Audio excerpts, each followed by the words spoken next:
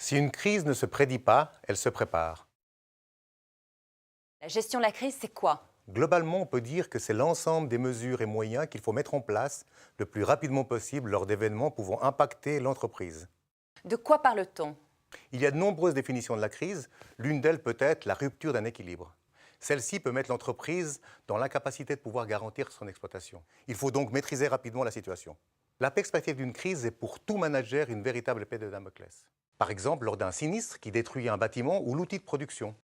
Un accident portant atteinte à des personnes ou à l'environnement. Fine couche de pétrole est maintenant entrée dans le Loop Current, un courant qui peut entraîner la marée noire jusqu'en Floride, puis dans le Gulf Stream et l'Atlantique. Ou l'obligation de retirer un produit du circuit de distribution. Autant de situations qui peuvent placer l'entreprise sous les feux des médias.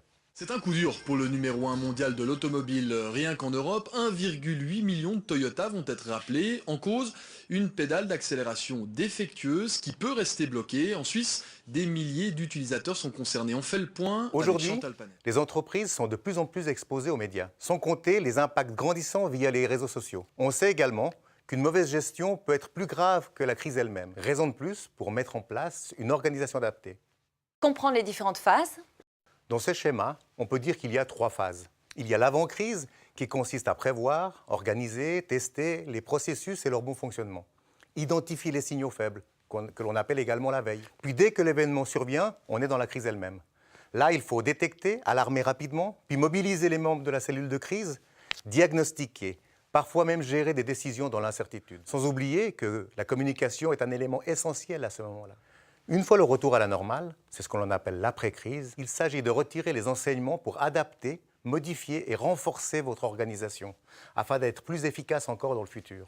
De quoi doit-on tenir compte? Il faut tout d'abord établir un processus organisationnel définissant qui est habilité à déclarer que l'entreprise est en situation de crise, décrire les rôles et responsabilités de tous les acteurs, composer la cellule de crise qui va prendre l'ensemble des mesures et actions qui vont permettre un retour à une situation normale. Puis il faut aménager une infrastructure et la tester, c'est-à-dire disposer de 2 lieux, locaux ou bureaux, l'un à l'intérieur de votre site, l'autre à l'extérieur du périmètre de l'entreprise. Décrire les ressources et outils et équipements nécessaires tels que les documents nécessaires, les checklists, les plans, le réseau informatique avec un accès indépendant à Internet, un PC, imprimante, etc., etc. Y a-t-il encore un élément à ne pas oublier?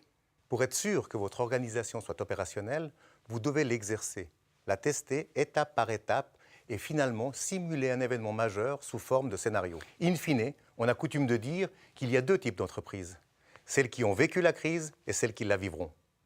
Il faut donc préparer votre entreprise à faire face, à l'exercer régulièrement afin d'acquérir les bons réflexes.